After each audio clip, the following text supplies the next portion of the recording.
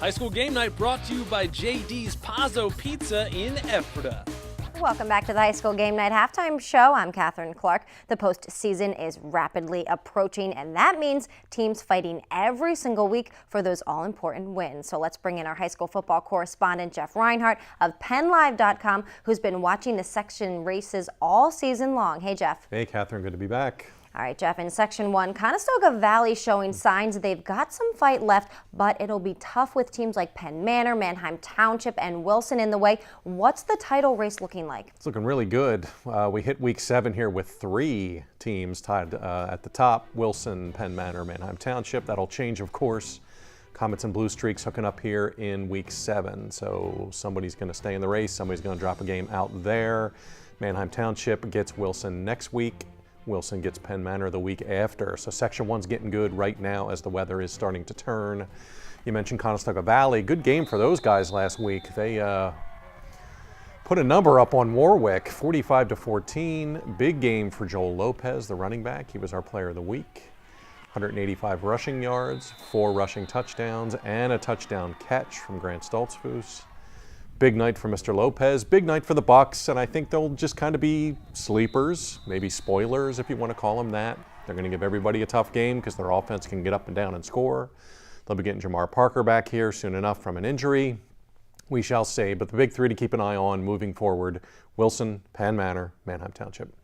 All right, over to Section 2. So many great games every single week.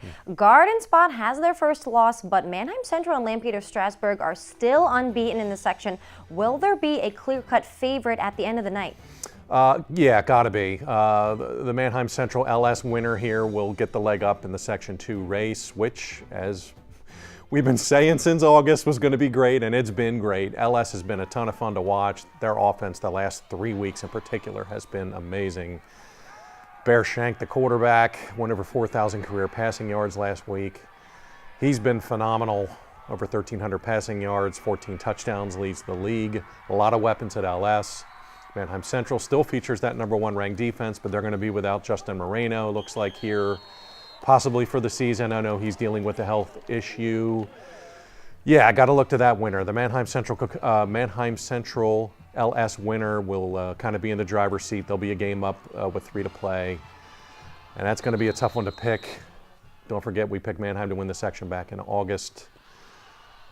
It's been fun, and we'll see who pulls this out in a couple of weeks. Well, last but not least, in Section 3, Annville, Cleona, and Northern Lebanon sitting atop the standings. They play against each other in 2 weeks. Are they the cream of the crop of this section, or will a surprise come out of nowhere? Yeah, they're definitely still there at the top. They need to take care of business here in week 7. Get wins, stay on track for the collision course next week in Annville, which could be a lot of fun if they can both get victories here. Donegal, I think, is still in the conversation. They have just the 2 losses. They lost to Annville back in week 4. They're just a game out. So if Donegal can run the table and go 5-1, that's going to put some pressure on somebody there to pretty much run the table to win it by himself. Right now, Annville's still the pick because they have the leg up after beating Donegal in week 4 in that overtime crazy 42-41 game. Don't forget. I like Northern Lebanon a lot too, and next week's going to be tough trying to pick a winner in that one because Northern Lebanon has been really tough. So, in August I wouldn't have said Annville and Northern Lebanon would be the 2 teams we'd be talking about this late, but they have been so far. Tip of the cap to those guys, and we'll see if they can win here in week 7, set up a big winner-take-all game next week. All right, well, as always, thanks, Jeff, for joining us again this week. We'll see you again next Friday. Okay, thanks.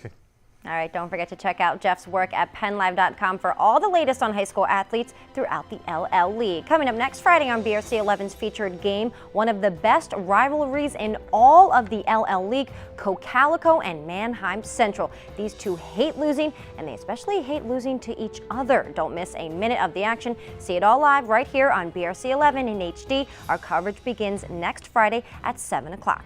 That'll do it for the halftime show. Thanks for watching. Just a reminder, High School Game Night's post-game show airs tonight at 10:30 with Chad Landers and Brian Cast.